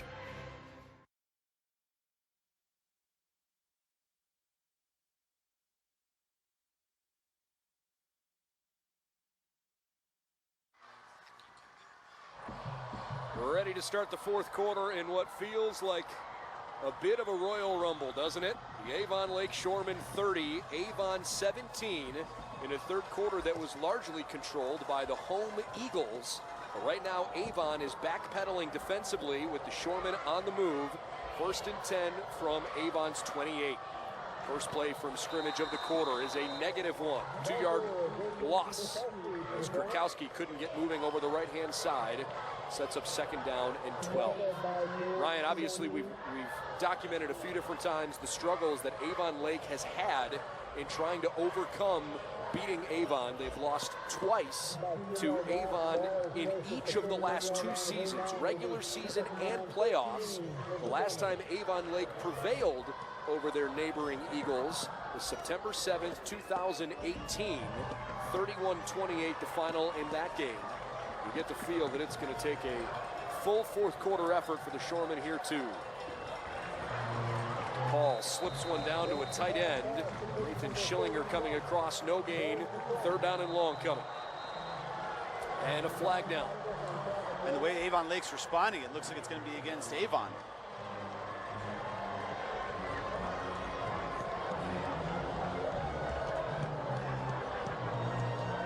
That's twice. Dead ball, personal foul.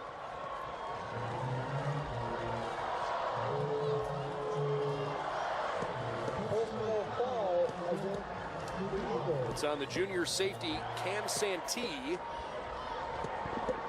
And with the spot of the foul, it's a half the distance to the goal penalty. At least I think it is. No, you know what? They put it to the 16-yard line. I beg your pardon. Must have happened on the 31. 1st down and 10 from the 16 as the Shoremen get into the red zone. Wow, that's a nice play defensively. Nowhere for Fetters to go. Tackle made by Trevor Norman. Again, one of these linebackers making an impact, and nice job creating the defensive line occupying the offensive lineman, creating a seam for Trevor Norman. But in a 13-point game, you push it out to 16, it stays as a 2-possession game, but assuming, looking forward to the field goal if they're able to get it, and now you've got Avon who needs 2 touches and 2 two-point conversions. But that is certainly what Avon needs to do to frankly to stay in the game. They can't afford a touchdown here. Stewie wide right, Krakowski in the slot on the right. I think the play clock may have expired there.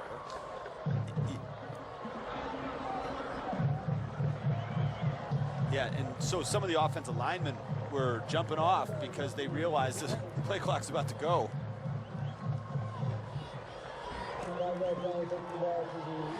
At what point do you begin to, I don't know if panic's the right word, but if you're an Avon fan, at what point do you look at the clock and go, it's starting to get a little low? Well, it's sort of happening now because you can't, the clock continues to run and they can't get Avon Lake off the field. DePaul gets back inside the 25-yard line. It's not particularly a big gain and sets up third down and pretty long. We'll give them a gain of 2 to the 24. And you know, we're talking here and taking for granted how good these kickers are. Owen Wiley for Avon Lake. This is still a 41-yard field goal where they're at. It's not automatic. No. I mean, I know you said it was money in the bank on a 45-yarder. Easy money, my friend. Easy money. Sorry. Ryan has eternal faith in the kicking game, which is totally fine and, frankly, quite entertaining. Just wait till Wiley goes out there. Look at the pressure. pressure. To the right-hand side, picking up valuable yardage.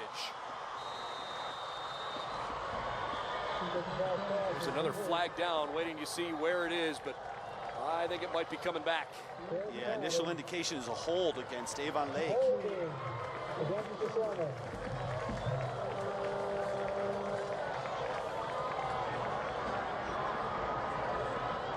I mean, this is kind of interesting gamesmanship here, right? You're just trying to think about the game within the game. Obviously, Avon Lake's moving the wrong direction here, but they're going to continue to eat up some clock. They do have a long-legged kicker. You know, if you're not going to pick up the first down, I realize 3rd and 34 isn't exactly where you'd like to be, but you could, I mean, the clock is running right now. You could kill another 30, 40 seconds at least. Yeah, but if you're Avon, you have to do this. Now you've just moved them, I think, out of field goal range. You're looking at a 57-yarder. And if you're Avon Lake, it's like, okay, let's try and get 7 yards here. Let's not do anything crazy. Even an incompletion, you don't want it. You know, and they're going to keep that clock moving. Rakowski runs up the middle, and it's a fabulous run on 3rd and 34 to move the new line of scrimmage to the 28-yard line. And here comes Owen Wiley. And this would be another 45-yard field goal. Wiley's going to have to earn it. He'll be pretty much just left of center between the hashes. But the Avon Lake Shoremen looking for their first points of the second half. Wiley from 45 yards.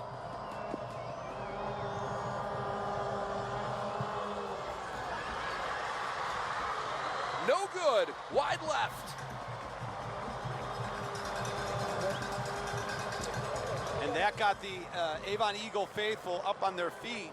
Owen Wiley misses a field goal, remains a 13-point lead.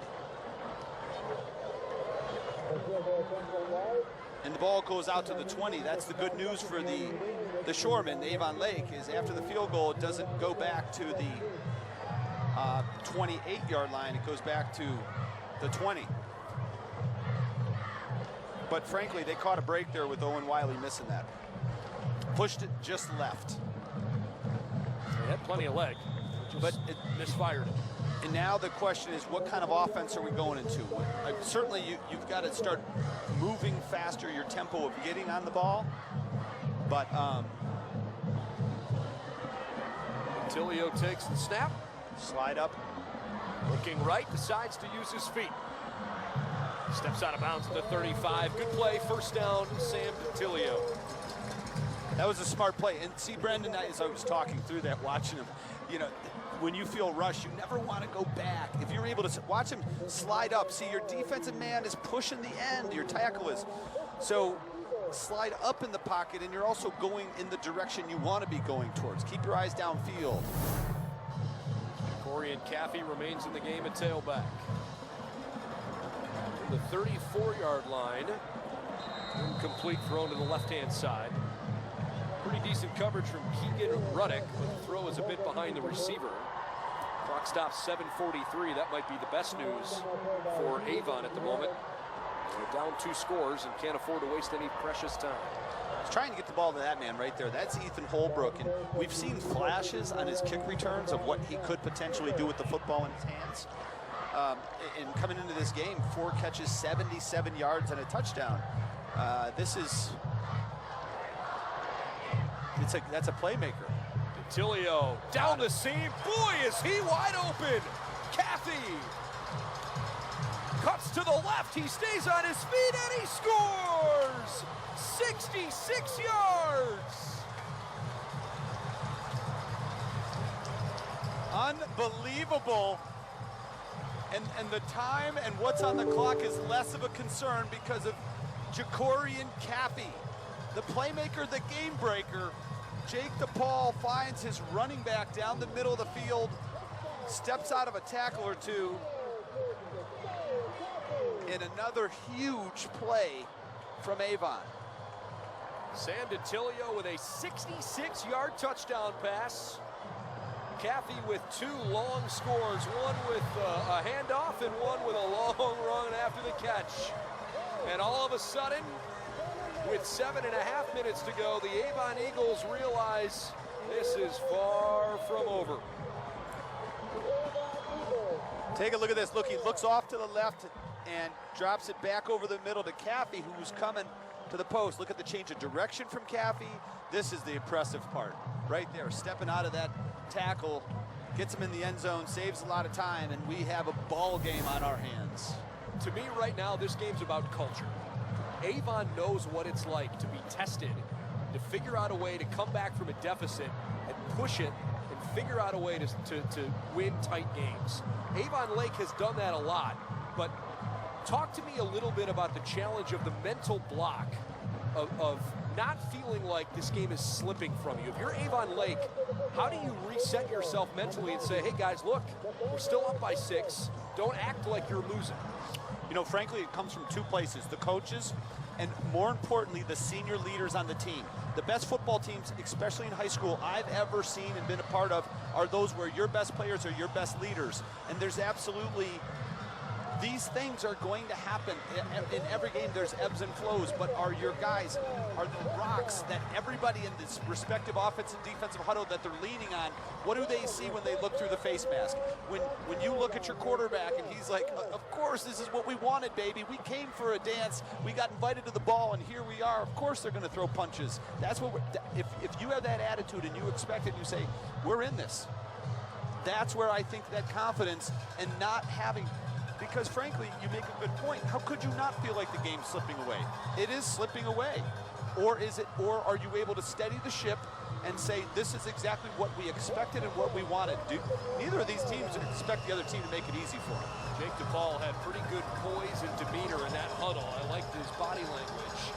He keeps the ball on the first play of the drive, and while he only picks up a yard, Avon is fired up about the big defensive play, but the impression that DePaul is not going to panic yet. If you're just catching up, it was 10-0 Avon after they scored a few plays into the game, got the ball back, and kicked a long field goal. They led 10-0. Then they gave up 30 consecutive points on 4 touchdowns and a field goal. But in the second half, Avon has scored not once but twice, most recently on that long pass to Caffey. And now the Eagles have all the momentum with just under 7 minutes to play. Second down and 9. This is Krakowski with absolutely nowhere to go. Avon can feel it. Tim Conwell making plays on both sides of the line of scrimmage. And this might have been the first play, if this is truly a read, because sometimes it's indistinguishable from up here, that he should have kept it. Look at the number of jerseys. You got Blodgett there, Tim Conwell, as you pointed out, coming up to make the play. And that crowd that I said we didn't hear in the first half, well, it showed up tonight, and it's making noise. You can hear them now. Take a look at that student section. It's a blackout in Avon, but they are bringing the noise. Timeout, Shoremen. Avon Lake leads it 30-24, but the Eagles are playing like they are a good 2 touchdowns ahead. they generate enough of this defensive stand to get the ball back and make Avon Lake pay for it.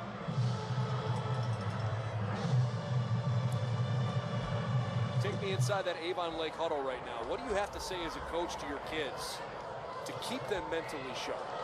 We talk about the senior leadership part about it. What about from the coaching staff, though? Yeah, well, look, it's Coach Kostelnik's job, number one, to keep his composure, because there's no way he can't be fired up. Number two, it's task.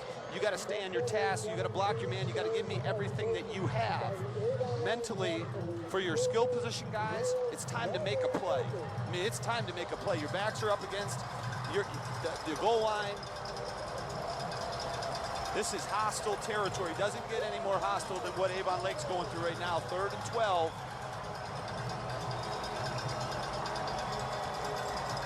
They need the 30 for a first down. DePaul lets it fly. He's got it. Great play design, great execution, but there's a flag down at the 27. First down reception for Nathan Schillinger. Will it stand? Not according to the response from Avon, specifically Anthony Drenick.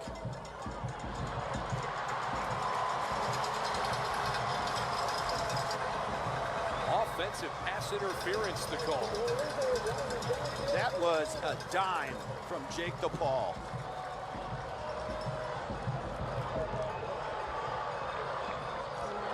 Third and long. Inside 6 minutes to go. Clock in the stadium says 5:57.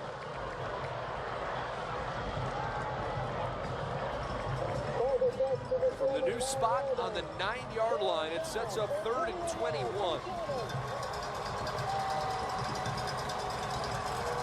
That is a back-breaking penalty for the Shoremen.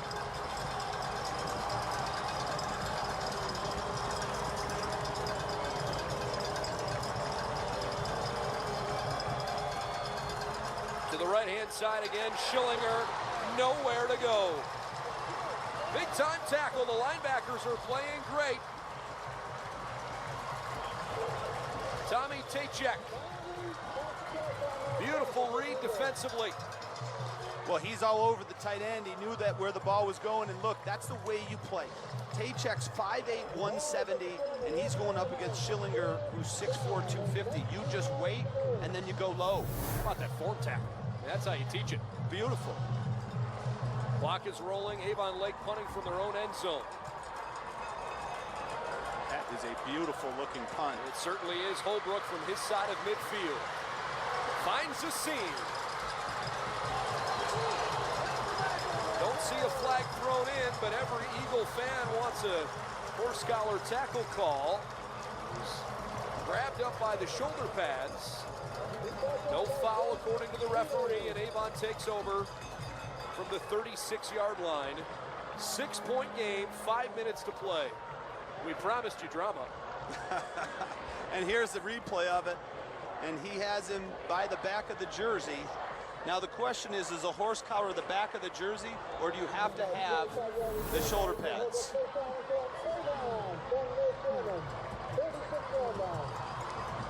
Just over 5 minutes. Detilio with a hard count. Caffey. They haven't stopped him all game.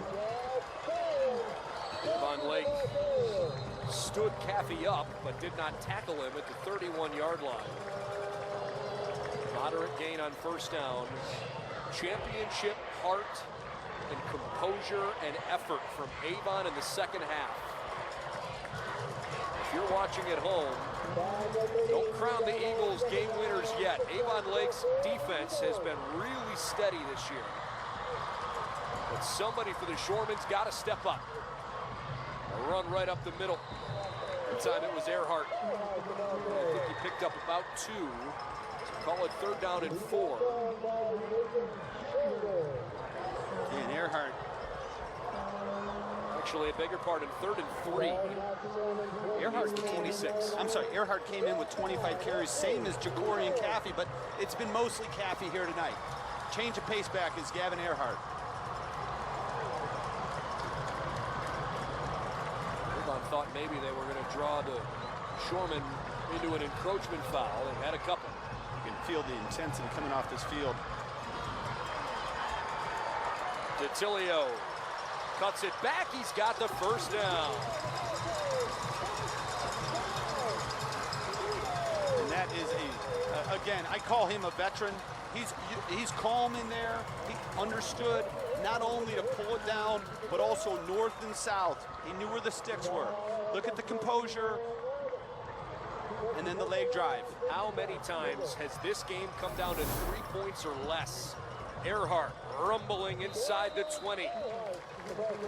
It's as if the Avon Eagles are intent on making sure Avon Lake doesn't get the football back. Avon has to score a touchdown. Field goal does them no good. But right now, it's been positive play after positive play.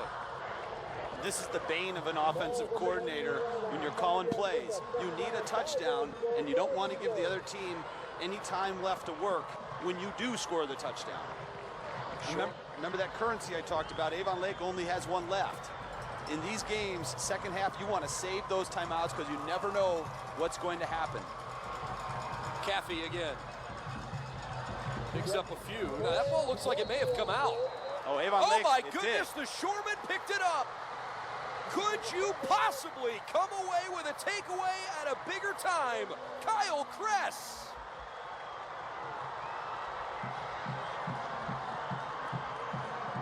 And now, the clock that appeared to be a future enemy of Avon Lake is its ally. 2nd and 5. Turnover, Kyle Kress recovers. And now Avon Lake will take over the football at their own 14 and a half yard line. Tough break for Avon. This game's not over yet. Avon has 2 timeouts. If they can continue to play good defense, Avon Lake's offense hasn't come out of the locker room. I mean, they've done nothing here in the second half. Right. Absolutely. Certainly a much more difficult task. Avon Lake, you talked about it so many times. You need your leaders to make a play, and senior Kyle Kress comes up with potentially a game-saving fumble recovery.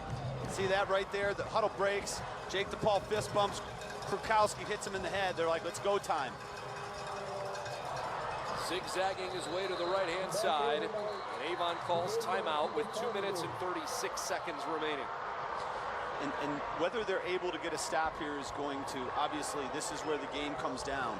If you're Avon, that's too many on first down. But they're going to have, you're going to take a timeout on after second down, assuming they don't get the first. And then on third down, you make Avon Lake make a decision, which when it's short yardage, they're going to run it.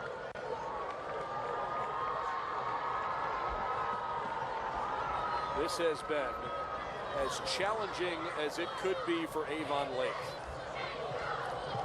You go down early in the game, 10-0. Avon Lake hits a couple of big plays. You could almost argue, Ryan, that Avon's been the better team, that Avon Lake has just capitalized better. The long touchdown to Stewie, the blocked punt that turned into a touchdown, you know, the catch on Stewie's reception at the one that our replays would indicate may not have been a catch, but there's no instant replay in high school football. And DePaul scrambles in the next play. I mean, Avon Lake, they've been put through the ringer. Still have 2:36 to figure it out. Well, and let's not forget about the fumble on the kick return that gave him a short field, and then the backwards pass that gave him a short field. Avon Lake they've taken possession deep in Avon's territory a number of times. DePaul keeps it. DePaul finds a seam. He's got a first down. Wisely stays in bounds. The ball came out, but he was going down into a slide. I can't imagine that the officials are going to say that's a fumble. Oh, the official was right there on top of it, and he immediately pointed to the ground, signaling. But look at Jake DePaul. This is what you want. Just a gamer makes one man miss. That is a fumble. That is absolutely a fumble. He dropped the football when he was going into a slide. Goodness gracious. Another really lucky break for Avon Lake. Wow. Stand corrected. Holy smokes. Jake 2:28 left. Take another look at this. Let's see when the ball comes out. Well, his knee appears to be down there. Well, okay. I thought when he was sliding there, I thought that ball started to come away a little bit. It's awfully close. Maybe it was the right call. Maybe I overreacted, but I thought that ball started to come free a little bit. Yeah, either way, the officials ruled it down. And this unit here, they've used their final timeout, right? Yep, that's their final timeout. So I need somebody that can do some math to tell me what this looks like. Well, Avon Lake's going to need one more first down. Not enough to just kneel it out here. Shoremen handed off to the right-hand side. That's a great start. Yeah, and you know, this offensive line, they stepped up exactly when Coach Kostelnik and the Shoremen needed them to. I mean, this group has really done a nice job. And there you, again, running over that right side with Lou Bertozzi, Brady Schillwalker, Braden Quigley at the center position.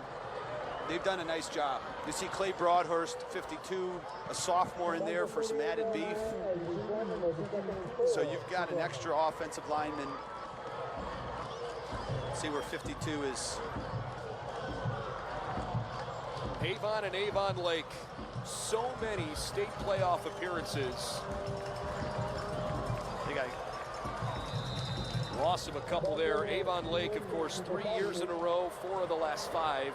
They've made the playoffs, but have not gotten out of the regional final, losing to Avon the last couple seasons.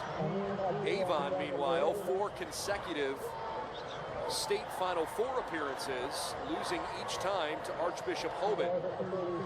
Avon themselves, 11 straight years they've been in the OHSAA playoffs. Avon Lake, again, has not beaten Avon since September of 2018. With 3rd and 6 here, they can't just kneel it out. Play clock's at 4. They sweep it to the right-hand side. Oh, he went down in bounds. Oh, and there's a face mask for I think the flag is down over there. I think they're going to get him with the face mask. And this would end the game. And you're going to watch the Avon Lake sideline over there celebrate when they realize what's happened. And there it is. That's going to be the ball game.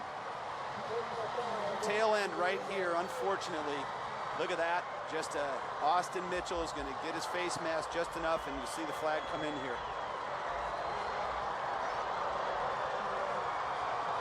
Ryan, at the top of the show, we said it's a good time to be an Avon Lake Shoreman. This football program is really moving in the right direction.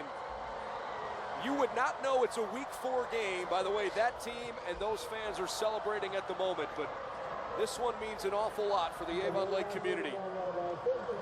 Well, you talk back to that 2018 season, the last time that they beat Avon, and Coach Kostelnik, he spoke to that, and he said, look, we lost the last game.